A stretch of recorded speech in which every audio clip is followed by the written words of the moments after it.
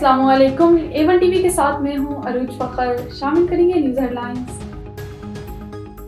National action plan पर मरकजी apex committee का इजलास आज होगा। वज़ीर-ए-आज़म सदारत करेंगे, आर्मी चीफ शरीक होंगे। मुल्क की मजमूई सिक्योरिटी सूरत-ए-हाल पर गौर किया जाएगा।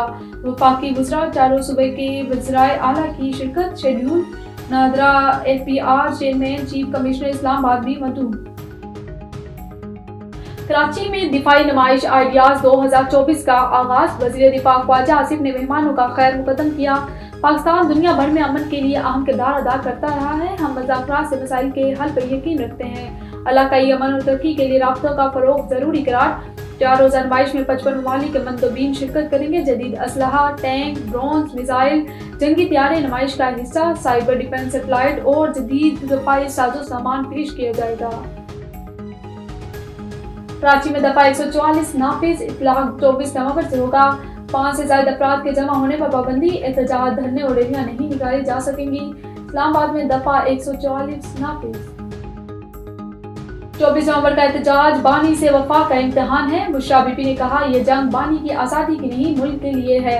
गिरफ्तारी नहीं देनी, वर्कर्स को भी बचाना है। बुशरा बीबी का पेशावर में PTI इजलास से खिताब। कौमी और सूबाई अरकान अपना अपना काफिला लेकर आए। इंटरनेट सर्विस बंद होगी, मुतबादिल बंदोबस्त करना होगा। काफिले में इंटरनेशनल मीडिया को साथ रखना है। गाड़ियों की वीडियोस बनानी है जिसमें आवाम भी नजर आए। और अली अमीन गंडापुर के खिलाफ नैब तलबी नोटिस के। पेशावर हाई कोर्ट ने दरख्वास्त गैर मुअत्तर होने पर निपटा दी। नैब 500 मिलियन के केस में इंक्वायरी कर सकता है। वकील ने कहा, अली अमीन के खिलाफ 304 मिलियन का केस है, मतलब अब नैब तरमीम से मुतमईन है। चीफ जस्टिस इश्तियाक इब्राहिम का जवाब। कहा, अली अमीन अडियाला जेल पहुंच गए, बानी से मुलाकात करेंगे। अली अमीन 24 नवंबर के एहतजाज पर पेशावर करेंगे। न्यूज़ स्टूडियो से फिल वक्त इतना ही।